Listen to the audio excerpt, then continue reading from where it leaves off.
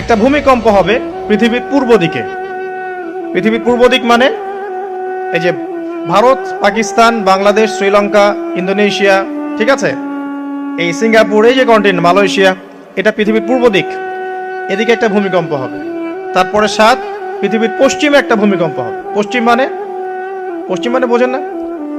পশ্চিমা বিশ্ব না, সৌদি আরব না, পশ্চিমা বিশ্ব, ব্রিটেন, ফ্রান্স, জার্মানি, তারপরে যে রাশিয়ান কন্টিনেন্ট, হ্যাঁ, ইউক্রেন, এদিকে আপনার আমেরিকা, এই পুরো পশ্চিমা বিশ্ব, এখানে একটা ভূমিকম্প হবে বড়। এবং এগুলো এমন হবে যেগুলোতে ভূমি মাটিতে ধসে যাবে, মাটিতে ডুবে যাবে। ভূমিকম্প না, ভূমিধস।